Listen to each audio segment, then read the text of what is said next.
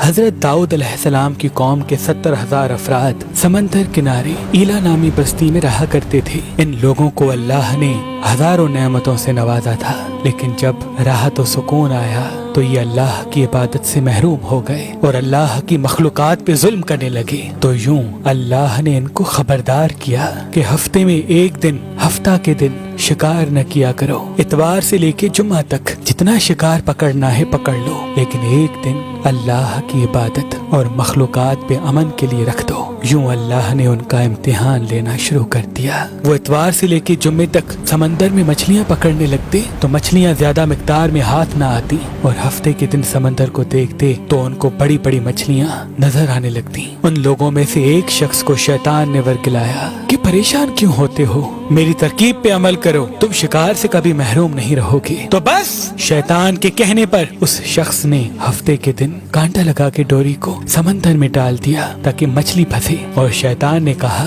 اس مچھلی کو تم اتوار کے دن نکالنا، اور یوں ہفتے کی حرمت بھی باقی رہے گی اور تمہارا شکار بھی ہو جائے گا۔ بس شیطان کی بتائی ہوئی ترکیب پہ ہفتے کے دن مچھلی پھنسی رہی اور وہ اتوار کے دن نکالتا اور خوشی سے کھاتا۔ جب آس پاس کے لوگوں نے پوچھا تو ان کو بھی یہ ترکیب بتانے لگا، اور یوں اس قوم کے کچھ لوگ ہفتے کے دن مچھلی پکڑنے کے لیے جال پھینکتے اور اتوار کے دن نکالتے، اور کچھ نے تو اس سمندر میں سے نالیاں بنا کے چھوٹے چھوٹے تالاب بنا دیے، کھڈے بنا دیے، تاکہ ہفتے کے دن جیسے ہی مچھلیاں یہاں سے گزریں تو ان تالاب میں پھنس جائیں اور ہم اتوار کو ان مچھلیوں کو نکال کے پکا کے کھائیں گے۔ اس گاؤں میں کچھ اللہ کے خاص بندے بھی موجود تھے جو کہنے لگے، اے لوگو، اللہ نے ہفتے کے دن شکار کرنے سے منع کی ہے، یہ جو تم جال پھینکتے ہو یا چھوٹے چھوٹے تالاب بناتے ہو، ان میں ہفتے کے دن اگر مچھلی پھنستی ہے تو یہ شکار ہفتے کے دن کا ہوگا۔ اللہ کے عذاب سے ڈرو، اللہ کی نافرمانی نہ کرو۔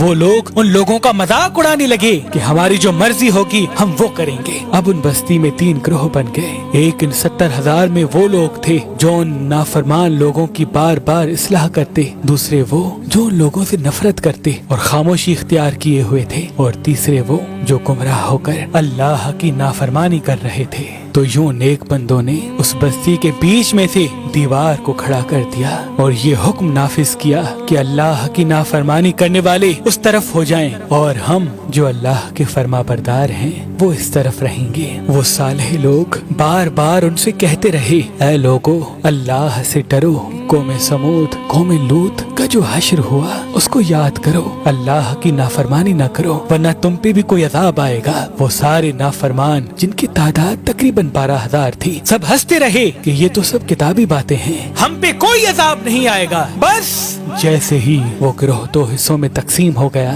ایک وہ جو اللہ کے فرما بردار بندے دیوار کے اس طرف تھے، اور دوسرے وہ جو نافرمان بندے جو دیوار کے اس طرف تھے۔ وہ نافرمان پوری رات ہنستے رہے، مذاق اڑاتے رہے، اور وہ اللہ کے خاص بندے دیوار کے اس طرف اللہ سے معافی مانگنے لگے۔ بس جیسے ہی صبح ہوئی، وہ نیک صالح انسان اٹھے، انہوں نے محسوس کیا کہ دیوار کے اس طرف سے کسی انسان کی آواز نہیں آ رہی۔ جیسے ہی دیوار کی اس طرف چڑھ کے دیکھنے لگے کہ سارے کے سارے وہ لوگ بندر کی شکل میں تبدیل ہو چکے تھے اور بندروں کی حرکت کو انجام دے رہے تھے۔ وہ جو صالح لوگ دیوار سے ان بندروں کو دیکھنے لگے، ان صالح لوگوں میں سے جو ان کے رشتہ دار تھے، انہوں نے ان بندروں کے کپڑوں سے اپنے اپنے رشتہ داروں کو پہچانا اور چیخ کے رونے لگے، اللہ سے معافی مانگنے لگے۔ لیکن اللہ کا عذاب جب آتا ہے تو وہ ہو کے رہتا ہے۔ وہ 12,000 لوگ جو بندر بن چکے تھے کچھ بھی کھا پی نہیں سک رہے تھے، اور یوں 3 دن بعد وہ اس عذاب میں آ کر فنار ہو گئے۔ بے شک اللہ ان بندوں کو پسند نہیں کرتا جو اللہ کی نافرمانی کرتے ہیں۔ اے اللہ، ہم سب کو اپنا فرما بردار بندہ بنا، ہم کو ویسا بنا جیسا تو ہمیں دیکھنا چاہتا ہے۔ آمین ثم آمین۔